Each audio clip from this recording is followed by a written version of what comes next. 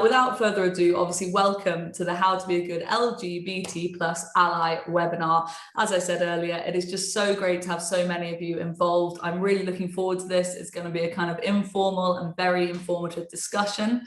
I should introduce myself. I'm Vanessa Ryle. I'm a presenter and a producer at Sky Sports Racing. So I work on and off screen, and I'm lucky enough to experience many different sectors of horse racing and sport in general.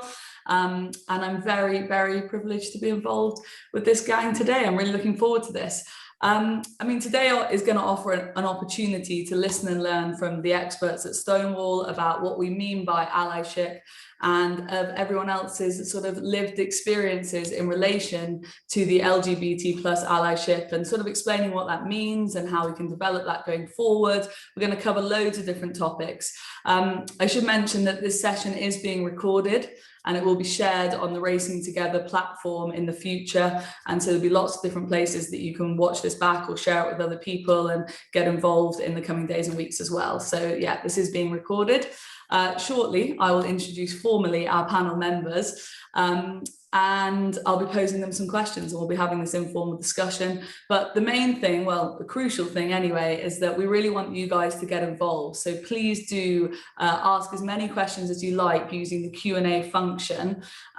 We'll have what I hope will be a really strong question and answer session towards the end of this webinar. And there is a function where you can tick a box to send questions anonymously if you would like to, but obviously we hope that you guys feel this is a safe and honest space to ask as many questions as you like and as many questions that you want to know the answers to. So yeah, please do any questions and answer any questions, put them in the box, and we'll be fielding them later. We'll be throwing them to all the panel members, and anything and everything you want to know answers to, please do get involved. Whatever question, however big or small, we want to hear from you essentially. But without further ado, enough about me waffling on here. Let's introduce the panel members, because as I said, we have a really strong panel today, and I'm excited about this discussion. Three excellent panel members, and so they're just going to introduce themselves and have a little chat about their role in and out of racing and their connection to the LGBT plus community, basically. We have Liz Ward. Let's start with Liz. She is Director of Programs at Stonewall. Liz, over to you. Just introduce yourself, please. Thank you so much. I am so excited to be here. Yes, my name is Liz. I'm Director of Programs at Stonewall. So that means I cover everything from workplaces to community programs and excitingly sport. So you may be wondering, what is my connection to racing? I don't work in racing, but if you can hear the slight twang in my accent, I did grow up just outside Haydock Racecourse, proximity to Chester races, Aintree down the road, and I'm half Irish as well. So I've grown up in a household where racing has always been in the background, the forefront.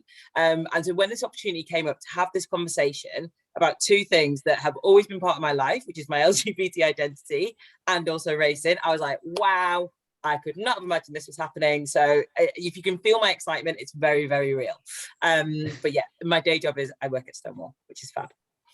Love it. That sort of enthusiasm throughout, please, boys and girls, everyone. No pressure, eh? Yeah. Let's hand over to you, Lee. Lee Wilson, Racing with Pride member. Lots of people in racing know you pretty well by now, Lee, but for anyone who doesn't, explain yourself, please. Yeah, thank you. So, yes, Lee Wilson. I've been working in racing since I was 13, held a number of jobs. I started as a stable lad, and worked my way up, and my previous role was within race courses, and now I'm a consultant working on a project to drive youth engagement in the sport.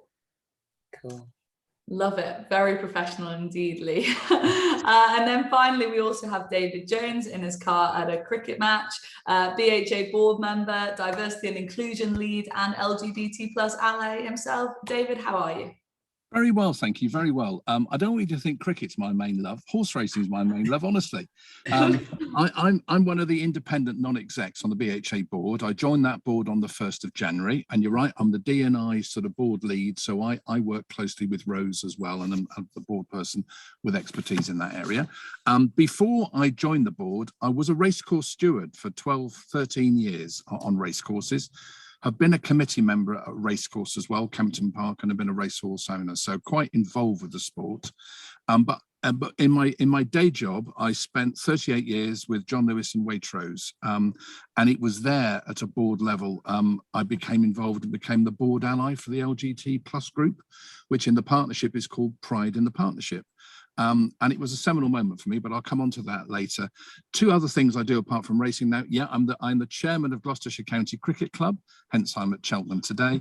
And I'm a trustee of the Zoological Society of London, which is obviously runs London Zoo, Whipsnade Zoo, and does some conservation and science as well. So that's me. Brilliant. Well, look, I think it's fair to say we have a sort of diverse and wide variety of panel members today. Hopefully they'll be able to share lots of their stories and experiences throughout this webinar. We're just going to start with some basics essentially, and we're going to go straight over to Liz just to discuss what exactly does LGBT mean, and interestingly, what does the plus now mean as well, please, Liz? Yes, wonderful. I love this question because I don't think we spend enough time working out the basics first, right? And there's often a pressure to know everything all the time. So LGBT stands for lesbian, gay, bisexual, and trans. And that's often used as a catch-all term for all those different sexualities and gender identities that exist in the world. You might often see a Q there, which might stand for queer or questioning, which is also quite a funny word because it has such often negative connotations. It did so for years. And now the LGBTQ plus community is very much reclaiming that word queer. And the plus stands for all the other identities that sit within that umbrella. So it can be anything from asexual, aromantic. I know I'm throwing lots of words out there. If you go to the Stonewall website, there is a whole page on glossary of terms, because getting to grips with some of these terms is exactly the place where we need to start. But yeah, LGBT, lesbian, gay, bisexual, trans. And if it's helpful, I identify as a lesbian. So that means I'm a woman that is sexually and emotionally and romantically attracted to other women.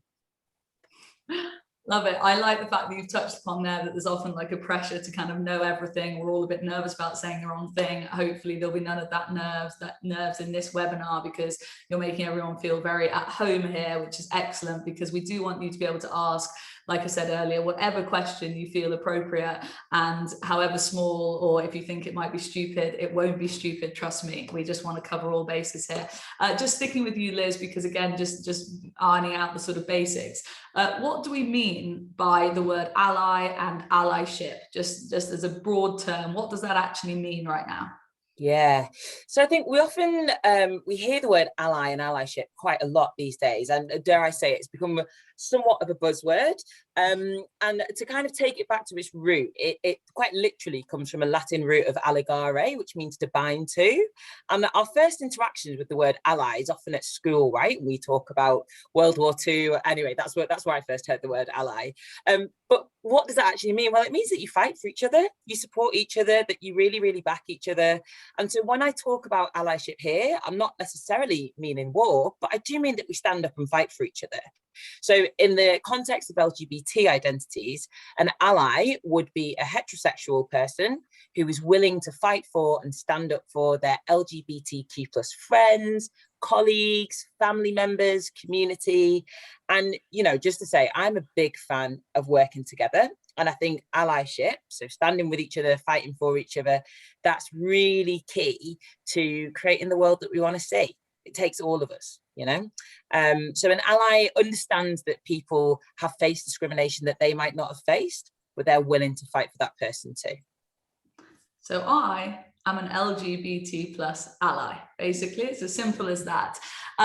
Let's go over to the other panel members. Lee, as we just touched upon there, that's the sort of basics of what an ally is and what an allyship means. But obviously it can come in different forms to different people, and it's not a sort of set template. We don't have to tick certain boxes to be an ally. What for you does being an ally mean, and an allyship within racing?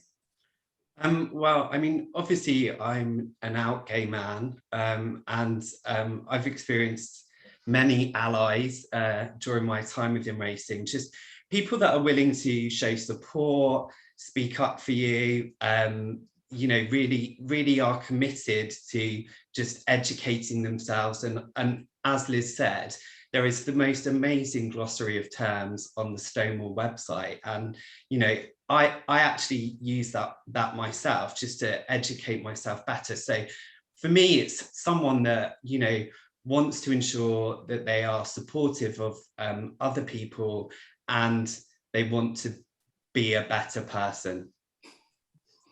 Love that. We all want to be a better person after all, don't we? David, what are your experiences of an allyship and allies within racing to the LGBT plus community? Can I start by telling you how I became an ally? Good idea, David. Because I'm still learning. I think in some ways it's like lots of things in life. You still learn how to do it. And I just want to tell a little bit of a story. I'll be brief, just about how I came to be an ally in my previous job in John Lewis. Because I'm a 60-year-old bloke. You can tell that, can't you, looking at me with my grey hair? I'm a 60-year-old straight bloke married with 2 kids. And I spent 38 years, I said, at Waitrose and John Lewis. And in my last sort of 6 years there, I was the supply chain director. So I was managing all the warehouses, all the lorries, all the vans, quite a male workforce, about 3,000 guys and girls, but mostly male, probably 85% male. And the LGBT plus group came to me and they said, would you be the board ally for the Pride in the Partnership? And I thought, well, that's a bit, why are you asking me? I mean, why would you ask me to be the LGBT plus board ally? And they explained that it was quite difficult to be gay in supply chain, which is quite a male environment. And they compared it in some ways to professional football. And in some ways, as a leader, that really, really shocked me. Because in some ways, I felt there's a whole load of people here who can't be themselves. And I'm actually setting the culture. It's a failure of my leadership. So I thought, I've got to do something about this. And I was really naive. Born in 1960, grew up in the 60s and 70s. I didn't know anybody who was gay at school. I mean, you can't believe that, can you? Because obviously there were people gay at school, but I just didn't, it just wasn't talked about. And so I thought, I've really got to understand this. So I spent a lot of time talking to the guys and girls in the Pride group. I learned loads of stuff. I can see now what they did very cleverly. It was like reverse mentoring or reciprocal mentoring. I met loads of them who told me their story. I didn't, naively, I thought coming out was an awkward conversation with your parents once. I didn't realize you do it day in, day out at work. And I just learned loads and loads of stuff. And I suppose I wanted to be a better person. And I realized I'd spent most of my life not looking through other people's lenses. I met a super lorry driver called Debbie, who transitioned not until she was 28, when she was married with 2 children. And she told me that she knew from the age of 6 she was in the wrong body. She told me about lots of people in that situation commit suicide before they get there. So for me, at a personal level, it was a hugely humbling experience to think there are lots of people here, especially in a leadership role, where I can be a voice to help them. And that's really, I suppose, where I see the allyship bit. The other thing, just so Liz knows, I went to 2 Stonewall conferences that blew my mind away.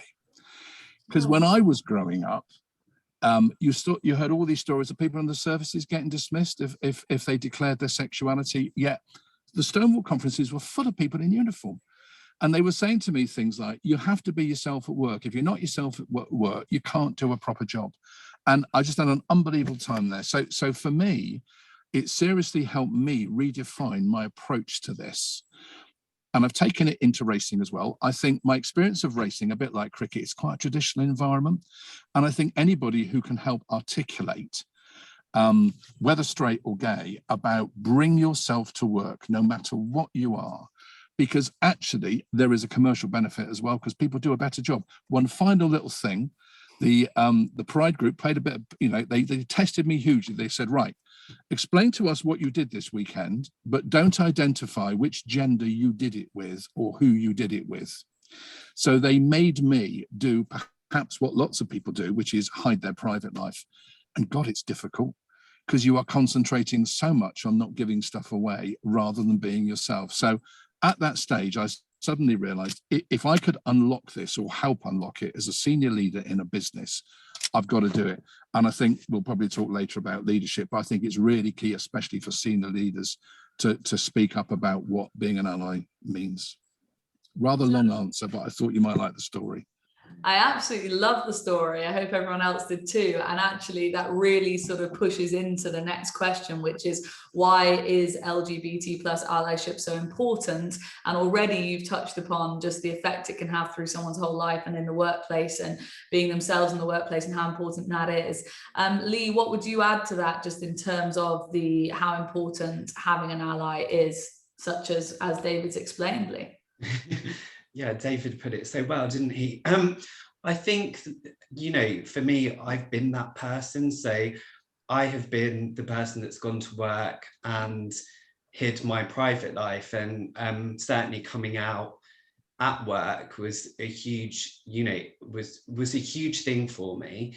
And it did take a lot of weight off my shoulders. It did allow me to, you know, be the person that I am, and not worry about, you know, what I was saying about who I was with at the weekend, or things like that. So, you know, I have been that person, and that is why people like David and anyone else that wants to support their colleagues, or you know, just people around them, it is so important, because it's a big thing for some people now. You know, for some people, and I think particularly for young people, it's very different, but for other people it's a really hard thing to do. So I think having that network of support around you, from people that care and are prepared to sort of back you and say, it's fine, what are you worried about, is a huge thing. And I certainly know in my experience that has helped other people that I've worked with in the past. So yeah, it's huge. Liz, the next point, which I am really interested in, this particular bullet point on our little brief we have, because I think a lot of people, when you talk about the LGBT plus community and in the workplace, a lot of people would say, I don't care if someone's gay or straight, I don't care about their sexuality, so why do I need to show outward support to the LGBT plus community over everyone else? Why do I have to be an ally? Because I don't care if someone's gay or straight. And naively, I probably would have said that a few years ago myself. I'm not ashamed to have said that. Like, it's a very naive thing to say, but I probably would have thought that myself. Can you just explain why it's not enough just to say, I don't care? Yeah. I thank you so much for bringing this up, because I think a really helpful way to kind of frame this is this idea of, we can all be positive about LGBT identities, but you can be positive and passive, which is you can go and do you over there and I don't care and I don't mind, just not near me kind of thing. Or you can be positive and active, which is champion people, asking about your weekend, making the organization more welcoming. And I want to see people be positive and active, because I think that is what makes a workplace more inclusive, and that's what makes our world a better place to be in. But the reason why it is so important, and I'm going to throw a few stats in here, so I do apologize, but for my data people, I know you'll like this one. Let's think about the numbers here, right? So LGBT plus people make up about 5 to 7% of the population, trans people about 1% of the population. But in the last 5 years, we've seen LGBT hate crime increase by 140%, and hate crime against trans people increase by 200%. We know from our own data at Stonewall that 1 in 5 people don't feel able to come out at work. And for me, I just feel that if we aren't all actively rowing in the same direction, then we just end up stuck in the middle. It makes me think, actually, I recently went on holiday with my girlfriend to beautiful Loch Lomond, and we went kayaking. And oh my days, we were rowing in different directions, and we went round and round and round in circles. And it made me think of just that is so simple, isn't it? If you're just in the same direction, then we get to where we want to go further. And so we have to be active in our support for each other, because otherwise we're not going to create the environments in which we can thrive. And then there's a really pragmatic side to this, which is there's a business case for diversity. There's a business case for diversity, whether we're talking about race, whether we're talking about more women in the office, and when we're talking about LGBT plus identities. That's how we get more talented teams. That's how we get more diverse teams. And I think that is what makes our spaces more successful, whether it's in racing or the world more widely. Yes, G20. I'm sorry. So Liz has touched upon there how important it is to be active, basically. And David, I want to come to you now, because there must have been, going back to my original naive point, there must have been plenty of people you have met in the workplace who, when you've tackled this subject, people must have said, I don't care, Dave. Like, I'm fine. I don't care. I'm not homophobic. I don't care. And it's terrible, because I was one of those passive people, I think, for a lot of my career. Those that know me know I'm slightly left-leaning, Guardian reading, you know, you'd think he's in that kind of space. And I sort of thought that was enough. But actually, when I got involved with Pride in the Partnership, when I heard the stories of people and what they have to battle against, you have no idea in a way, and anybody who can help articulate that. And I felt, particularly as a leader as well, if it's important to you, it's suddenly important to all the people underneath you. And you start to build a movement. And for me, you've got to build a movement from the top down and from the bottom up. And if I look at my children, aged 24 and 27, they have a totally different, much more open attitude, because they will have been at school with openly gay people. It's just part and parcel of their fabric. But I think you get this middle bit, which doesn't quite get it. And I think wearing it as a badge on your sleeve is so important. I could see the difference it made to the people in Pride, that they had a straight board member who was, you know, talking about LGBT plus. It's very easy when you get involved in diversity, and I saw it around a board table particularly. People immediately go to, you know, to gender would be the big thing, or race. And you realize that diversity, as Liz has said, is all encompassing. It's about your work experiences, your home experiences, it's about your age. And fundamentally, it leads to much, much better decisions. And in some ways, I want people to wear a badge on their sleeve and actively support all kinds of people, whether it's race, gender, LGBT plus. If you can get a harmonious working environment where you relate and respect the people around you, goodness gracious, it makes a difference. One last thing though, it is, you yourself have to move sometimes into uncomfortable spaces, because I remember I was all falling over about, oh my God, do I say gay? Do I say homosexual? I can't say queer, can I? You know, and the guys and girls said to me, the fact you're talking about it is brilliant. It really doesn't matter what words you use. The fact you know, we will tell you, actually, David, I can call myself queer. I don't really want you calling me queer. But you just get, you know, you just understand there are lots of people that just want you to make that commitment in a very open, active way. Passive is great, but much as Liz said, active and positive is so much better.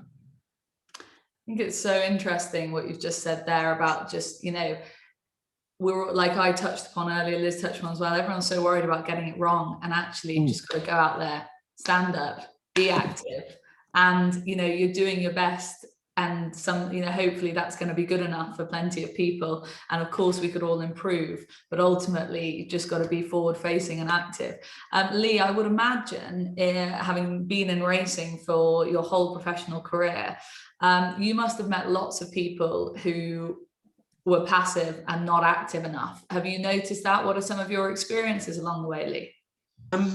Yeah, I mean, I think that, you know, that there have been people that have been passive in the past, but I think, sort of, as David kind of said, you know, that there has been a sort of huge period of change. I was really lucky in my last organisation, because we had a very sort of progressive HR director and senior management team.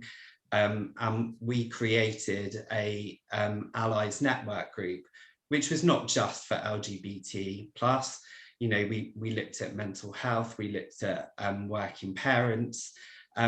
So that to me was great, because we were being proactive, and actually those passive people that probably were in the organisation, we changed them from being passive to being active, because we gave them that platform and that opportunity to sort of say, actually, yeah, I'd love to be part of this group, for whatever reason it was. And, you know, people had various reasons why they wanted to be in the various allies groups. But I think we had over 120 people which signed up to be allies as part of the 4 ally groups that we launched. 36 of those, around that number, in the LGBT group. I was the only out gay person in that group, which was just fantastic. It's like, you know, all of these people were just showing support for, you know, their colleagues and wanting to, you know, progress the organisation. So I've probably had just good experiences, really. Love that, Lee. Good experiences. David's touched upon sort of language. I've touched upon it too, Lee, you as well. I just wanted to read this next point out because it's about some research that was done in horse racing recently.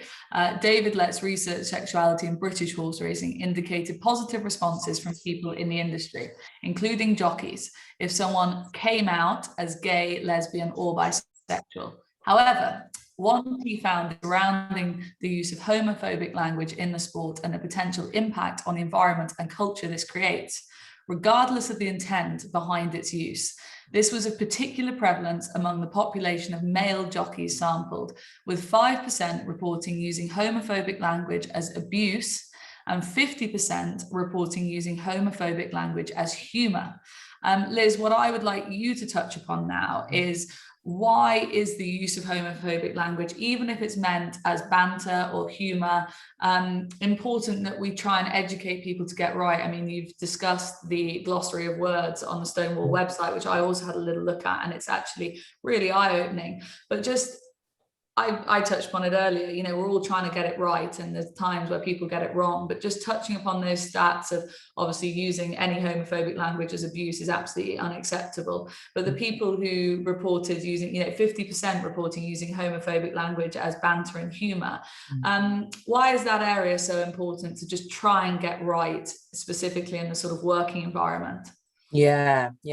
I kind of want to start by saying that absolutely no one's perfect, including myself, right?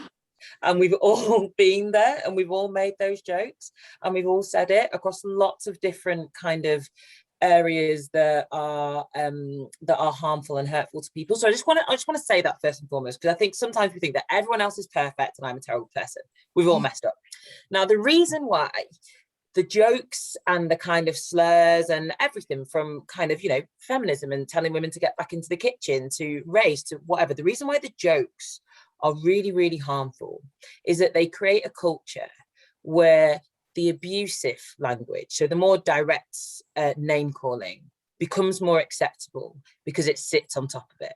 And then when the direct name calling becomes acceptable, it then becomes acceptable to spit at someone or punch someone or hit someone. And eventually we see a triangle that accumulates in some of the real harms that face our communities, including LGBT hate crime, trans hate crime, like I spoke about earlier, and even death in some cases. Now, that sounds really extreme. I'm not saying if you make a joke, that's equate into injuring someone in the street, but what it does do is create a culture and create a community where the other things are kind of allowed to happen. It's a scale that goes in the wrong direction. And so for me, I think owning the fact that we all have said those jokes, that we've all been there, that we've all messed up, that we've all used the word gay in the wrong kind of context, right? Acknowledging that and then learning from it and knowing why it's wrong and knowing why it upholds this culture to then allow name calling to happen, to then allow assaults to happen that lead to more awful things. So I think it's really helpful to think of it like a triangle, and it just is the bottom of everything else that can happen. So that's exactly why it can be so dangerous. But Lee, I would guess in the workplace, you know, racing, I find personally, is full of banter, left, right, and centre. I suppose like most workplaces, but you know, we're quite a jokey gang over at Sky Sports Racing, for instance. But Lee, in your workplace, at what point does someone have to say, no, that's not okay, or that's too far, or that's not the right language? And how would you like to see somebody go about that, for instance, in the workplace? I'd just like to sort of reiterate what Liz said about, you know, we've all probably been there at some point, and you know, it's probably about trying to put yourself in the eyes of other people. And that, I think, is one of the most important things. I mean, if I take sort of the humor in the yard from my riding out days to, you know, which was very bantery, to sort of in that office environment. It's like, actually, how could this make someone else feel? So just using the term gay in the wrong context, does that mean that there's someone in the office that will then feel really uncomfortable to come out, or be honest about themselves or their own feelings? So I think the biggest advice that I can give to people is to just sort of think before you speak, and, you know, and if you have said something that isn't right, be prepared to own that and apologize and say, actually, you know, that probably wasn't the best way to phrase that. And again, it just goes back to, you know, let's educate ourselves, let's find out more, let's want to be better. Yeah, it comes back to education, absolutely. And David, from your point of view, it sounds like, with, I'm sure, plenty of lorry drivers back in the day have plenty of banter, jokes, whatever you want to call it.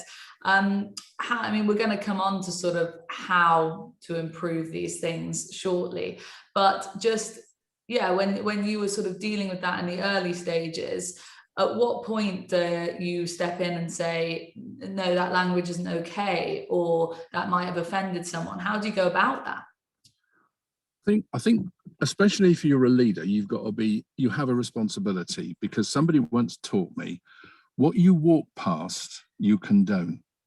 So if it happens in front of you and you say nothing, it's then assumed that that is appropriate language. And you can't, it's just as Liz said, that triangle is a really good one in some ways, to say, where does it actually end up?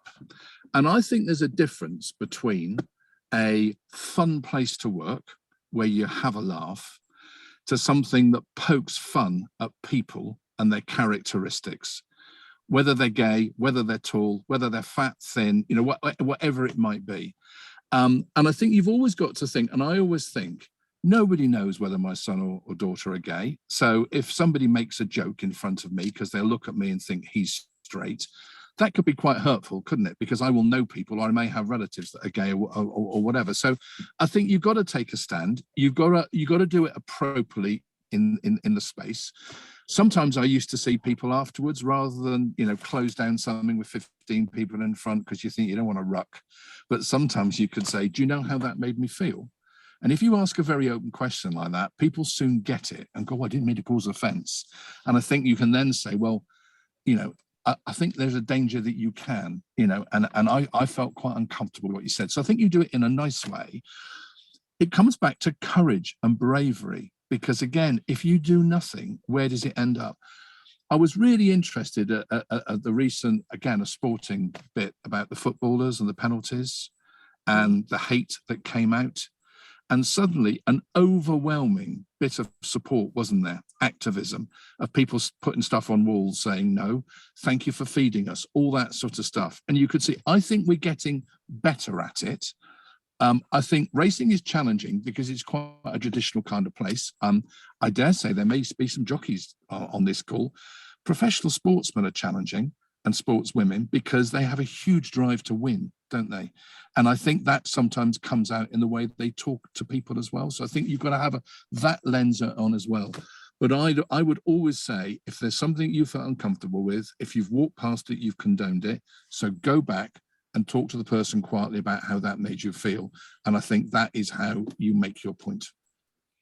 Yeah, I love that. Yeah, if you walk past it, you condone it. That's so right. I remember when I was growing up, I mean, I was very young at the time, but it's really stuck with me. My dad went to a dinner party, someone made a racist joke, he didn't feel comfortable with it, and he got up and left the table, and with my mum, and my parents would be very social, not, you know, necessarily the sort of people who would make a scene, so to speak, but he felt uncomfortable with it, he didn't like it, and he stood up and he made a stand. And that's what being active is.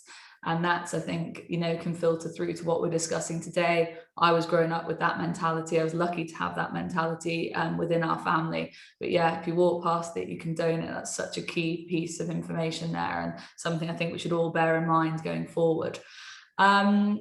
let's talk about sort of this topic within racing then, because last year, I think for the very first time, racing joined in on Stonewall's sport-wide sort of Rainbow Laces campaign, and their own Racing is Everyone's Sport campaign, which is still, there's a VT that goes around on both racing channels a lot. I've seen a lot of that, and jockeys and other people within racing got very heavily involved in this campaign, which was excellent. That was on race courses as well, at Aintree and Sandown, Wolverhampton, or a rainbow armband or badge to show support. But just, Liz, from your point of view within sport, how important is it that plenty of areas within our racing community, for instance, really show very visible signs of support from individuals and organisations to the LGBT plus community? That visibility is key right now, isn't it? So much, so important. And you know, a question that I get asked quite often is, it's just a pair of laces. Does it really matter? It's just a pair of laces. And my response is also, yeah, that's true, but the people that we're watching are our heroes, right? Those jockeys become idols and heroes for people, and to see your sport celebrate an element of your identity on a very public platform, if only for a month. I mean, it's great to do it for the whole year round, but even just for a month, will always be a moment of transformation for a young person. Where suddenly, and I talk about young people, but I think for all people actually, where suddenly they see themselves reflected in a space that they never thought they would.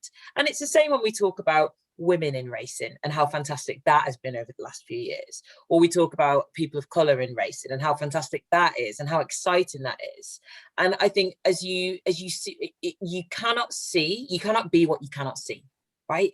And so if you don't see yourself represented, even just in an ally kind of perspective, then it will block off your route to enjoyment, or you hide yourself. And so you hide that part of yourself whenever you're involved in the sport. And I'm going to be a bit cheeky and share a story that was shared with me by someone else, about a person who was going to the races, a race goer who went to a race course and saw the pride flag flying, and had never seen that in his years and years of attending race courses. And to see that for the first time meant that a part of his identity could be shared with his racing community that he'd never been able to do before. And that is why it's so important. And Lee, just touching on what Liz has covered there, I mean, that pretty much sums up exactly why it is so important. You'll, I'm sure, have been heavily involved in these campaigns along the way as well. How easy did you find pushing these campaigns into racing, or tricky? And how, why is it to you personally very important that we are visibly supporting the LGBT plus community? That's a brilliant question.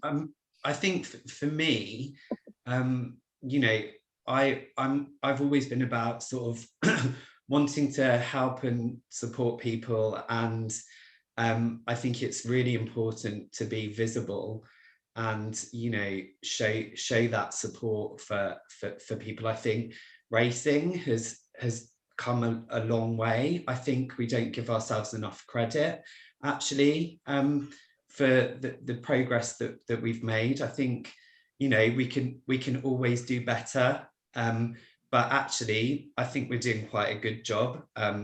The Pride in Racing Facebook group is very active.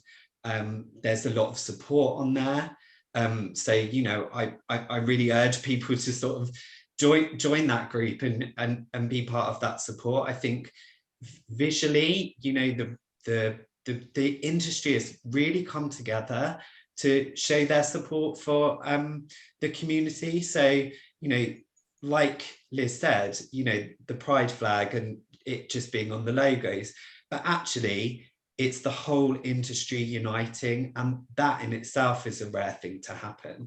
So I think, you know, the more that we can do as an industry together collectively, be that for LGBT, be that for, you know, many other things that we need to be better at, then, you know, that is going to enable positive change. And, you know, that's all I've ever wanted, is to ensure that we're constantly creating positive change in our sport. And you mentioned there, Lee, I just want to stick with you, that we have come a long way. I think across all platforms, we've come a long way in many areas in racing. But you surely now probably deal with young people coming into the industry as well. Do you find, just about how far we've come, do you find now that young people have a very different sort of outlook in comparison to some of the potentially, older generation people you deal with day to day? Sort of what does the lay of the land look like right now within racing? I think that that if we go back to sort of when I was young and coming into the sport, it was pretty hideous. I remember going to work for a trainer who announced to the yard before I joined that a fairy was coming to work for them, wow. Which, that I found out obviously when I was in employment there. So, that was tough. I think we're now in a completely different space, and actually young people are, a lot of it isn't an issue to them. They're very comfortable with the people that they are. I was speaking earlier before the call about a young lady that I met earlier in the week, who is doing a development program, and she very confidently was like, I am the person that I am, and that is it. So I think it's probably easier for young people now, and I think as we show them more support and we're more visible about many things, then it will be even easier for people to access the sport and feel comfortable when they're at it. Absolutely. So being active, being visible, I think these are the key takeaway points at the moment. I should just add, everyone, a good few questions are coming into the Q&A function on this Zoom webinar. So send in all questions if there's anything you're wondering as we go. If there's anything you want to send David or Lee or Liz's way specifically, please do get involved. All questions we will be getting to very shortly. But really now the crux of the matter is, how does one become a good ally? How can we support this actively and visibly, as we touched upon? I think one of the key things, David, is obviously, and you touched upon it earlier, is that leadership is key. It's got to come from the top. So how important is leadership in setting the tone and expectations of others in organizations and across the sport? And how can we go about doing that, David? I think it's hugely important, and I think it's back to what Lee was saying. Never miss an opportunity to talk about it. Just going back to that pride flag that Liz talked about. Some people might say, yeah, well, it's a bit tokenistic, isn't it, really, and all the rest of it. But you look at Harry Kane and the German captain both wore pride armbands in a massive game with England versus Germany, and it provokes the question, doesn't it? What's he wearing there? Oh, it's a pride armband. What's that then? Yeah, and I think any opportunity we can have to promote that is really important. Just picking up on Lee's point about younger people, where they have had a different upbringing than I had at age 60, where I said I didn't know anybody who was gay. I think it's quite important. And what changed my perception was this reverse mentoring or reciprocal mentoring. Ask somebody who's 23, have you got any gay friends, or whatever it might be. Get them to talk about what it is, and that really helps you. But the leadership thing, I think we need to engineer more opportunities to showcase what we're about in terms of an inclusive sport. I actually think there's a huge commercial driver here as well for a sport, because people have got lots of choices about where they spend their entertainment pound. They have a huge amount of places, and you do not want to alienate any group, whether it's young, old, race, whatever it might be. So I think the more we can do to make the race day experience an inclusive one is important. These stories shock me in terms of what somebody called you at that stage and what you have to cope with when you go into an environment where the odds are stacked so against you, because people again just make an assumption about what you are because of that word. And I think certainly, you know, from within the BHA perspective, you know, we license a lot of people, don't we? Whether it be trainers and jockeys and so forth. It's more than licensing though, it's educating more than anything else. And I think the educating bit is really important. I was really interested to see the Racing to Learn package there is about understanding LGBT plus a bit more. And it just takes you through a lot of these kind of issues. And I guess for me, it's something that's never done, Vanessa, because you're always moving forward. I know it's a hackneyed phrase, it's a journey, but I think all of us every day have got to sort of say, have we done anything to make it better today? And even if it's a little thing, those incremental differences make a huge difference. And I would just encourage those in senior leadership positions, particularly, if you feel uneasy about it, find out about it first, get comfortable with it, talk to some people that are involved in that, because you have a huge opportunity to change things for the better throughout the industry. And it's an imperative from a commercial perspective as well. And if we want to keep people working within the industry, because people will only work here if they feel it's a safe environment. They've got loads of places to go. So I think there's a lot of big commercial, moral and ethical reasons why we need to do it. And I would come back to that. Education is a really important part, and self-development for the individual is a really important part. Education, being visible, being active, all very key. So I want to be an LGBT plus ally. How do I go about that, Liz? In my workplace, day to day, how do I, without, you know, I don't want to go into work and make a song and a dance about it. I just, as David's touched upon, it's just every day doing small incremental things to help someone, to make someone feel more at home, more safe in the workplace. How do I go about that? Teach me, Liz, please teach me. Thank you. I got a bit emotional hearing you speak there, David, about what can you do, one little thing you can do every day to make the world a more joyful place. That's beautiful. Right, what can you do? Well, I will tell you, it is not handing out pride flags to every single person you see. You might want to do that on Pride Month, but not every day. That would be overkill. I think there are some pretty simple, quick wins. I mean, one thing that I've always done in a workplace is add pronouns to the bottom of my email signature. So my pronouns will be she and her, because that's how I identify. But some people use she, they, or they, them, or that, you know, you don't want to assume anyone's pronouns really. That can be just a signifier that even if everyone in the organization may have the pronouns that you expected, the fact that you do it allows an environment for someone to not have that. And I think that's what's important. So I think that's a really key one. I think if you don't have a LGBT network in your organization, that's okay.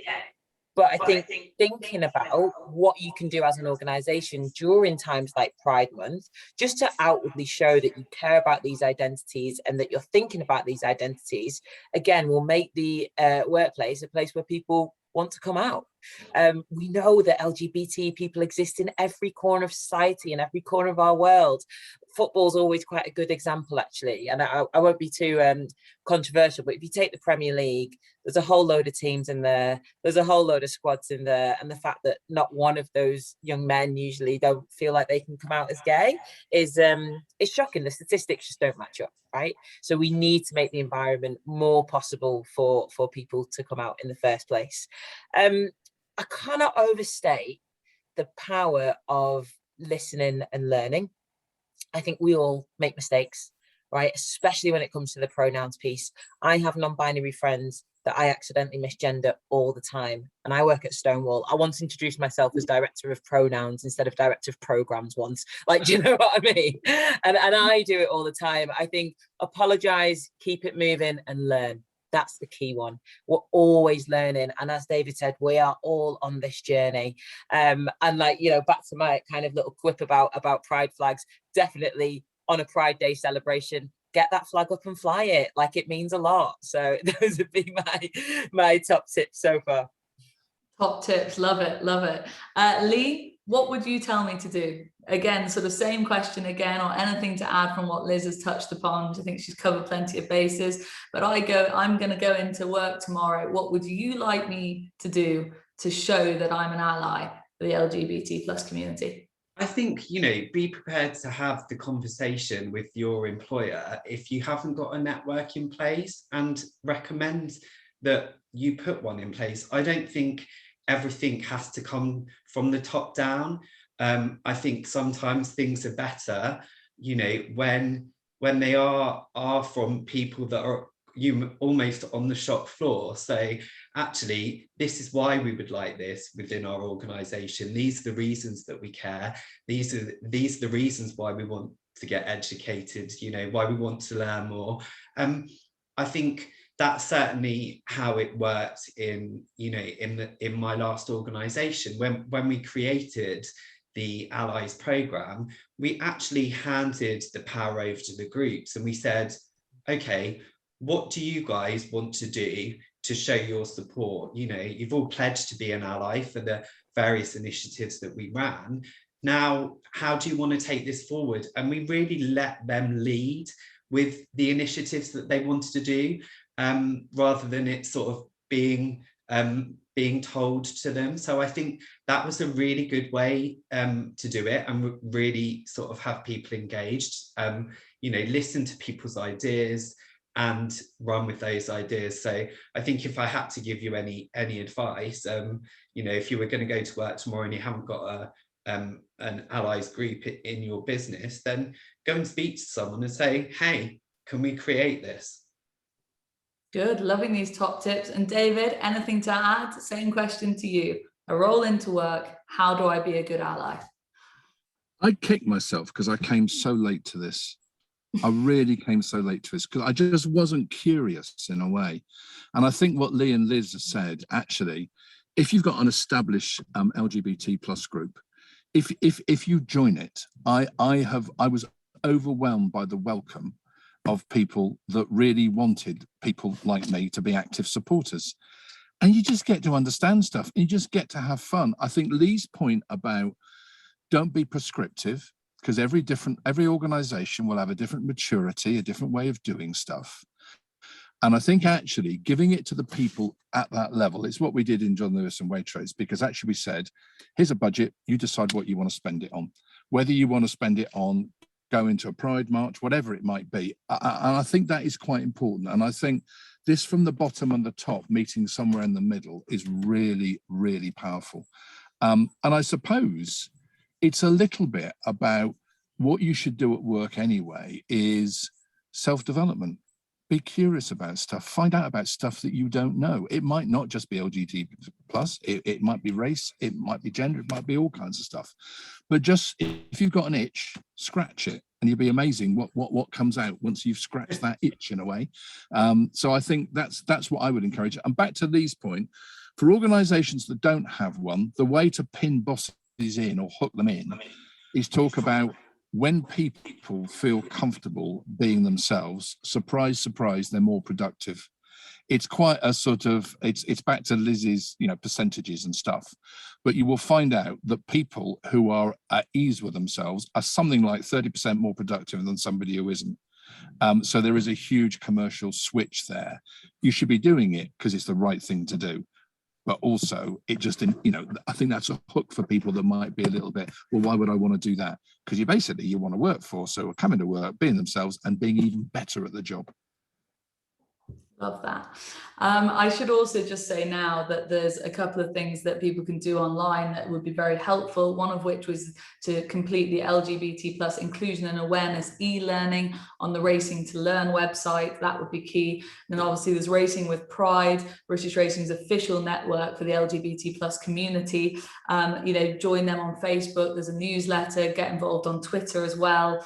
And then also we are just about to get some questions which might cover these points, but there is also RaceWise, which if you are concerned, you don't feel confident or safe to call the behaviour out that we've been discussing on this webinar, then you can contact RaceWise, which stands for Welfare, Integrity, Safeguarding and Equality. And you can talk to someone anonymously about any problems you're feeling and report any inappropriate behaviour. So there are different outlets out there that you can contact, and those are just a couple of them that I've touched upon there. But let's get involved with a few of your questions because we have plenty of them. I'm just going to ask them randomly to whoever. David, Lee and Liz, if you want to put your hand up and answer them, or if I throw to the wrong person, then please do let me know. Let's start with Lee. Lee Armstrong, I think it is, has asked, what do you think can be done to encourage owner syndicates to welcome LGBT plus people to join? Syndicates are often formed by a group of strangers and can be intimidating and daunting to join. I think, Lee, that one should go straight over to you. I think that's really interesting. We've obviously already touched upon how important visibility is on the race course, but how would you answer Lee's question there? Yeah, so it's a really good question, Lee. Thank you.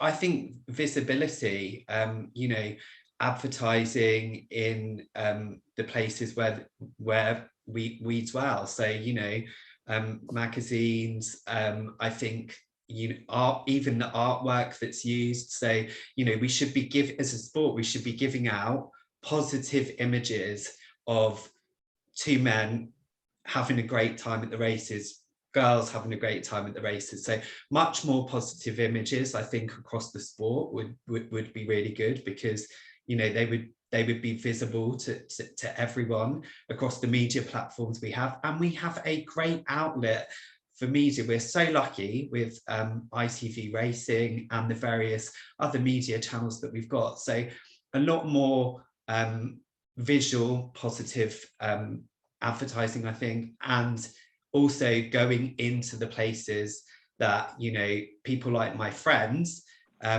would go to, say various magazines, Attitude, etc. For me to get something in Attitude for horse racing would be amazing. So Lee, I think if we could do that, then you would start to be able to sort of open up the floodgates to people that may have not considered ownership in horse racing previously, because they're going to feel comfortable.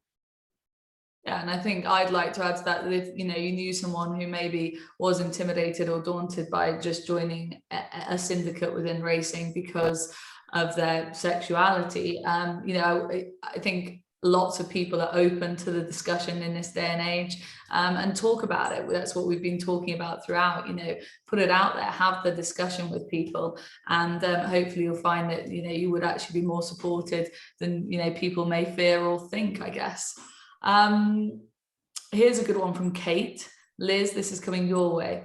If you know of someone who is not inclusive of LGBTQ plus persons, what, as an ally, can you do to change this negativity? And I'm really interested in this question as well, because we will all come across somebody who makes us tackle this issue in the future, I would imagine. How can we go about tackling that in an active way, but not a sort of aggressive way, I guess?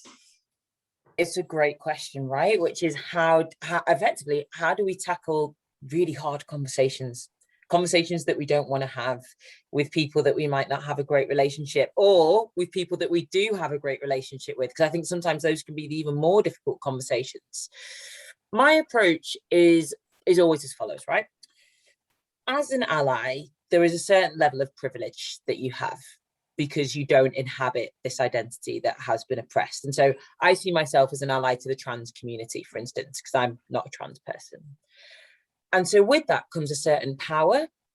And so you have to kind of utilize that power in order to have this conversation. So I think I'm going to stand up for my friend over here who is marginalized by having this really difficult conversation, because I know I've got a little bit more privilege. I'm going to have to use a little bit of my privilege and power to have that conversation. Now, in terms of how you actually attack the conversation, my approach is always acknowledge that we all do this, acknowledge that we can all be better, give people that little bit of good faith. And if that doesn't work, just say that this isn't the world that you want to be living in, right?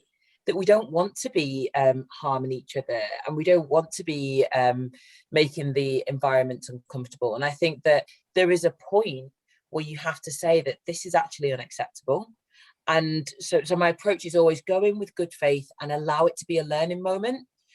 If it starts to turn and you realize that this person may just have a lot of hate in their heart, then you have to call it out. But calling it in first and then calling it out is always my approach. Good. These top tips. I just want to pick up, sorry, I was just going to pick up on Liz's, you have authority in some ways to deal with it, because I feel as a straight man, but as an ally, I'm carrying a bit of a baton for the LGBT plus community. And often the person who is being pretty horrible is going to be a straight person as well. And they'll, you know, as a straight person, you're talking to a straight person, but they don't quite understand all this stuff that you know that they don't know. Oh no. Oh no. Oh, we've lost him. We've lost him at such a crucial stage. Such a crucial point. David? So much of it. Oh, Did you lose me? Did you lose me for the we for the did. crucial We bit? did. We lost you. Right. Let me just say it again. I was just going to say, you're carrying a baton for a community as a straight man or straight woman. Use that authority, use that baton, because that straight person who has got this thing about LGBT plus will often talk to another straight person about it, and they don't know that you're carrying this baton, but it can give you great strength in that conversation. And I just think it's really, really important to do that. Really important. Here's a good question as well, and I think I'm going to stick with you for this, David, because you can talk about your own personal experience here. But this is something that I wondered a few years ago as well. Do you think there is a concern that people showing allyship fear being perceived as being LGBT plus themselves? Obviously, it's not something to fear. I personally don't care what people think, but I think that probably is, if people are deadly honest, something that some people out there would fear. What would you say to that? I think a lot of the debate we've had today, a lot of the misconceptions are based in fear, aren't they, really? And you have no idea what it is as a straight man to have to come out, you know, and the fear that you show before, afterwards, you know, and whatever. So I suppose there could be a fear, but part of me says, as we reach, you know, post the 21st century, we're moving forward, and you look at young people and the confidence they have, try and put it behind you. People would judge you all the times for all kinds of stuff, not just your sexuality, as I say, your height, you know, what you look like and all the rest of it. And I think we all deserve to think better than that, because it's the inner me that's important, isn't it? Not the physical characteristics around me or what I might be. So I would just say, have the confidence, talk to your friends about it. I don't think, I'm quite proud to wear that badge. And I think this is the more people that become positive and active, the more the badge is out there, and the less there is, oh, it's just him over there. And I would be saying to everybody, the strength is in creating a movement, but a movement where everybody is different, because that is the most fantastic thing that we can possibly do in terms of where we are at the moment. So I would say, create a movement about being different, stand out from the crowd, get involved, and you'll find you'll take people with you, and it won't be that solitary journey you thought it was. Brilliant. We've got another excellent question here, and I think, Liz, you're probably best placed to answer this.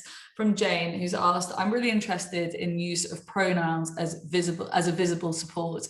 However, I'm worried about the business getting it wrong, i.e., if we encourage as a business the use and then say someone uses they, but we don't adapt our responses to that person to use they, is that worse than not having done anything in the first place? And Jane would also like to add that she acknowledges the amazing leadership shown by the BHA and bringing this forward. Rose and the team, both internal and external, Racing with Pride, etc., feels like we've moved forward leaps and bounds already, which is amazing. So Jane, thank you for that. Great to have your support and positivity. But back to the original question, Liz, what would be your answer to that? Is that worse than having not done anything in the first place? Such a great question. The answer is quite simple, which is like having that in place and allowing someone to use they them pronouns is ultimately better than not at all, because otherwise they're going to be constantly what we call misgendered and not be able to be called by the pronouns that they want at all. Now, a little note about getting it wrong, because I think this is really, really important. We all do get it wrong. And I have a wonderful friend who is non-binary who explained it to me in such a beautiful way that it's always stuck with me, which is that if someone uses the wrong pronouns for them, so they were assigned male at birth, so if someone uses he, him for them, they just kind of feel a bit cold inside. But when someone uses they, them, it feels like they're having a big warm hug. And that just made me really situate it in something that is not my experience, right? I hear she, her, my ears prick up because that's who I am. And it really situated it in this beautiful way, which is that wouldn't you want to have the opportunity to give your colleagues a big warm hug at least once a day, even if sometimes you get it wrong? Like you would, wouldn't you? I mean, maybe not some of the colleagues, but I mean, that's HR issue. That's not my issue, you know. But like, of course, like on the whole, we 100% would want to do that. And so even having the structure in place, I'll warn you now, it's not going to be perfect at first. It's not going to be perfect at first, but it gets better and better and better. And that is the direction that we want to be on. Absolutely. And actually, just because you've touched upon it there, an anonymous question has come in to you, Liz. Can you please explain what non-binary means and how does that relate to pronouns? You have touched upon it there, but just expand that in a more basic term for anyone who might not know, please. Yeah, of course. Again, this is all in that fantastic glossary of terms on the Stonewall website, but non-binary relates to a person who feels in their body that they don't identify as either a man or either a woman. So either kind of identity just feels a little bit uncomfortable to them. And so sitting somewhere in the middle or in the complete absence of gender is what we call affirming. That feels far much more comfortable. And because the English language is a little bit shaky in parts, there's not necessarily the perfect word to explain it. So a lot of non-binary people choose to use they, them. Many non-binary people will use their own name. So their pronoun might just be Liz, for instance. There's also other pronouns from other cultures like Z and Z. I would also read into this. This is not a new phenomenon. I'm just going to myth bust that non-binary identities are a very new kind of millennial or Gen Z thing. The Hijra people in India have been around for generations. Two-spirit people in indigenous communities, again, been around for centuries. So this is a very, it's a global thing. We see it in lots of different cultures. But yeah, back to the point, non-binary is not feeling either man or either female. And so you kind of just sit in the middle or in an absence of gender. That history element is so interesting. We're learning all the time. Love that. We have another anonymous question, actually. This is interesting. Let's send it Lee's way. What is the best way to be curious without being intrusive? I'd be interested in the answer here because I'm a curious person. I like asking lots of people lots of questions about work and private life. And obviously we're talking about sort of getting the conversation out there, but there is a line where you don't want to cross into being too intrusive. Where do you see that line, Lee? And how do we go about feeling for that line? Yeah, another great question. I think for me, I'm quite an open person, so I'm very happy for someone to say, have you got 5 minutes, 10 minutes? Could we have a chat? I'd like to ask you some questions. So, you know, I would be very happy to sit and have a conversation with someone and let them ask me questions about, you know, various things to do with sexuality and, you know, the world that I live in. I think probably the answer to the question is knowing the person that you're approaching. So, you know, I think if you feel that person might feel uncomfortable about answering questions, then that's probably not appropriate. So, you know, just pick who you think that you could have those kind of conversations with. Okay. Another really good question has come in, and Lee, let's stay with you in this one as well. Actually, it's for all panel members, so we'll stick with you to start with, Lee, but it's from Nevin. What is the one thing each of the panel would like to see racing's leaders do differently or more proactively in this area? What would you like to see, Lee, from the leaders up above? I think it probably goes back to a question that I answered earlier, and I think it is to drive the visibility. So, you know, I think be that in your marketing, be that with representation of the communities on our TV stations, etc. So I personally think more visibility to the public, it would be a great thing for the leaders of the sport to do, to get that sort of inclusive message across to the wider public. Visibility, key.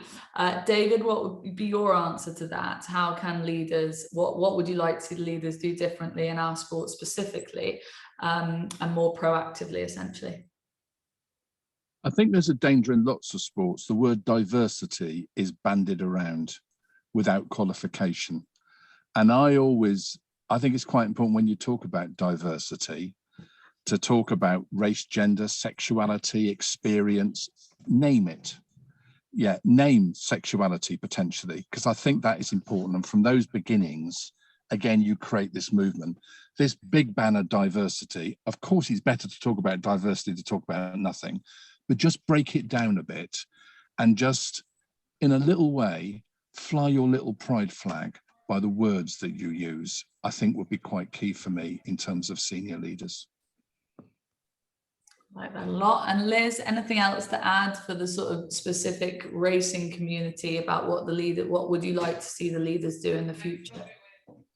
Yeah, definitely. I think that, as I said earlier, in terms of the increased attacks on LGBT people, it's actually quite a challenging time to stand up and be an ally right now.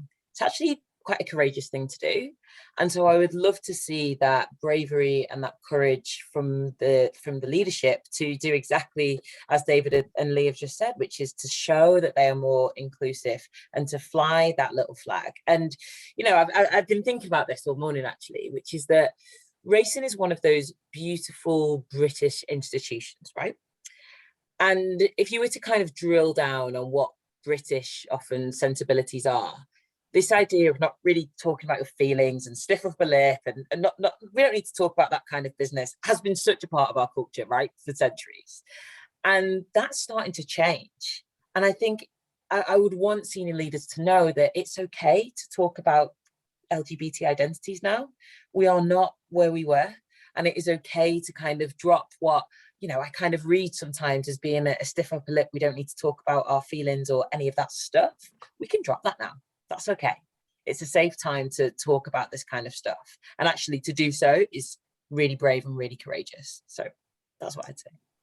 Absolutely. And just sticking with you, Liz, because I think this is something you can hopefully answer from another anonymous attendee today. If the panel have worked in other industries, how does racing compare in this area?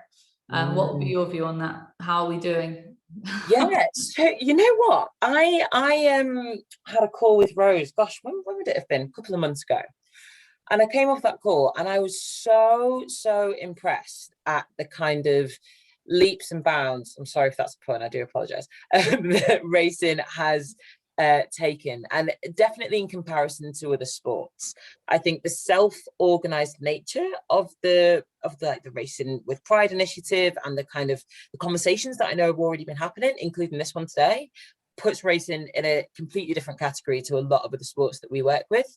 And so I have, ever since that first conversation, told I think everyone I've ever met since about how much great work is happening in the sport. So I'd say compared to other sports, it's really incredible to see, and more importantly, the direction that it's going in is just so hopeful to me. Good, we're moving in the right direction, like it. And of course, all these conversations is only going to help that. So if you're on this webinar or on the panel, it's just a small part of taking another step forward, which is what I love. Lee has another really good question.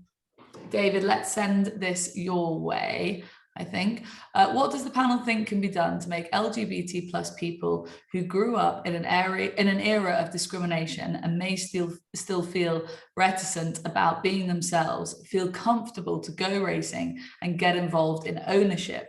What role can allyship play in encouraging older LGBT plus people feel more comfortable?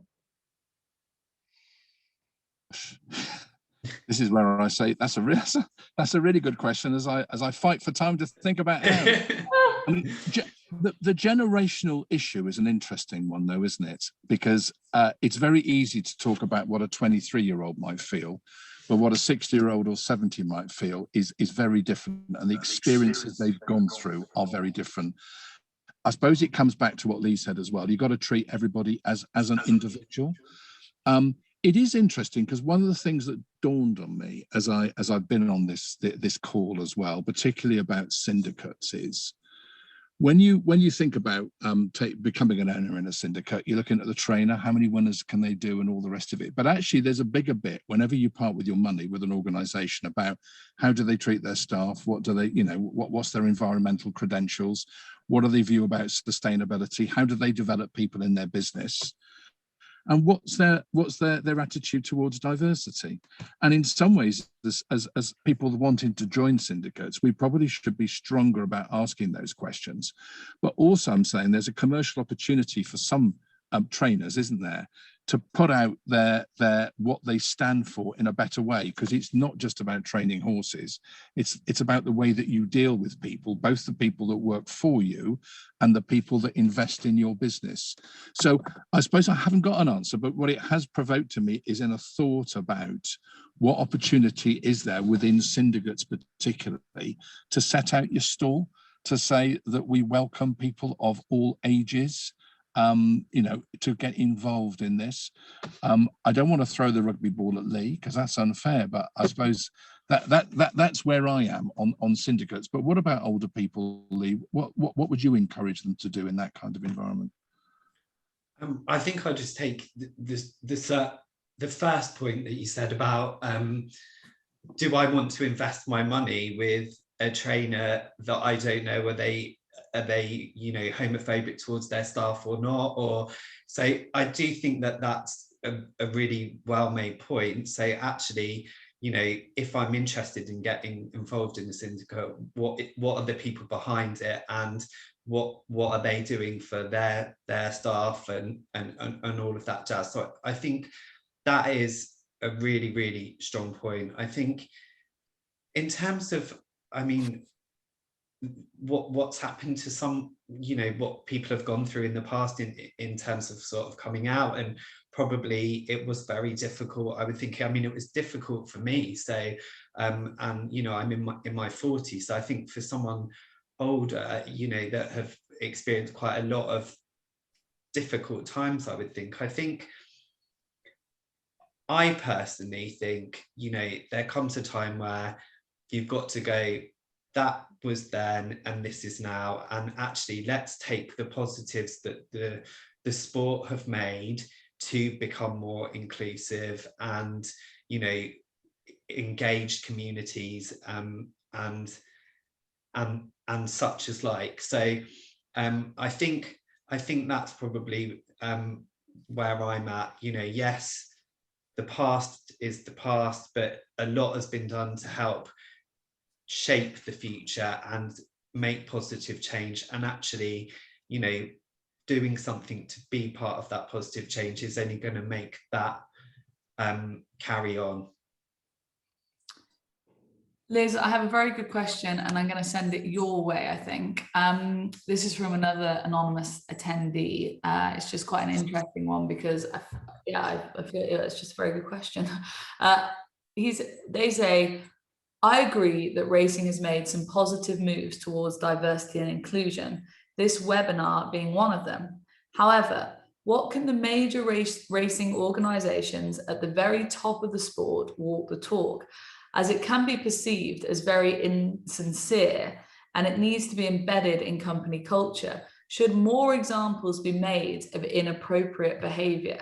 I just wanted your views on that. It's an excellent question because making an example of inappropriate behaviour, again, there's a fine line there. What would be your view on that? Such a great question.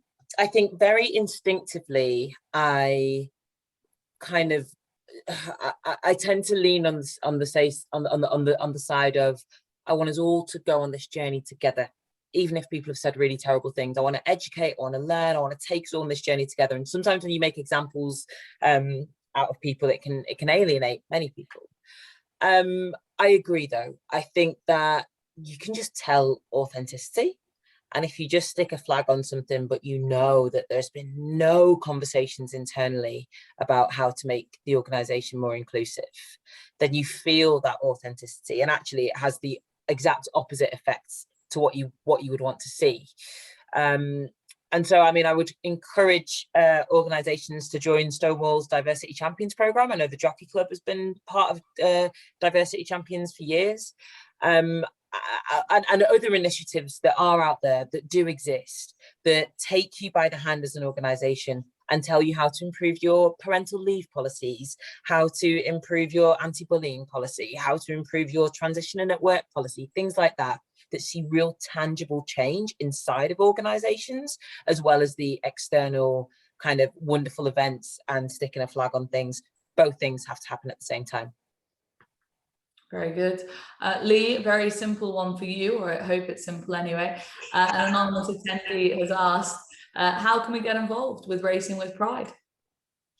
Well, brilliant. There's that is much easier than some of the other questions I've had. So thank you. Well, there's the website.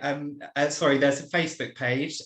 So yeah, please find the Facebook group, which is run by David Lett, and come and join us. We're generally talking about racing and giving out poor tips if you're me on it, but yeah, join the Facebook group and you'll be very welcome.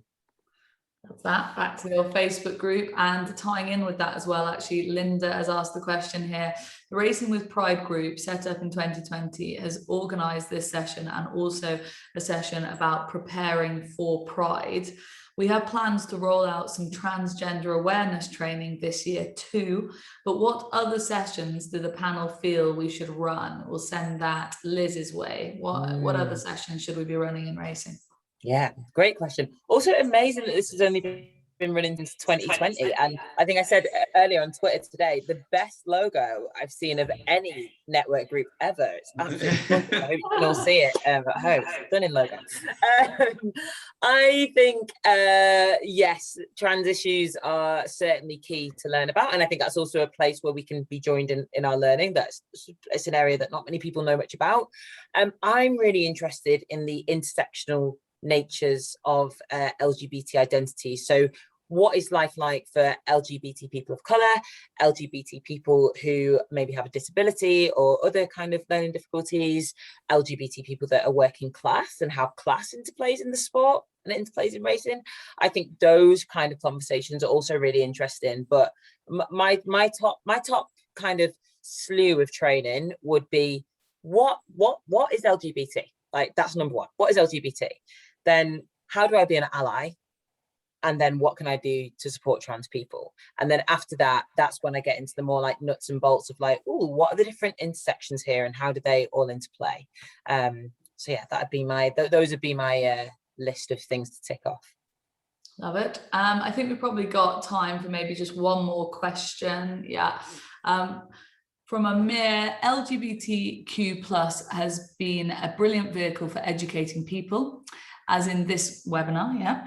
We now need to do the same for BAME and DML, disabled mental health learning difficulty populations. Cloning Stonewall is a great way to make a start on that. What do you think? Yes, over to you, Liz. Cloning Stonewall, you're probably going to say that is an excellent way to start, yes. Yeah, why not? There are some organisations out there that do some great work around race. I would look at Business in the Community. They're an organisation a little bit similar to Stonewall that kind of give you some pointers on how to be better around race. But I agree. I think the more diverse we are, the more accepting we are of that diversity, the better everything is. And, you know, to kind of echo what we were talking about before in a very kind of cynical, like somewhat kind of basic understanding of it, when people are happy at work, they do more work, you know. And but when people are happy at work, they're happy to be there, and we want everyone happy in the jobs that they're doing. So yeah, but I would check out Business in the Community for race, definitely.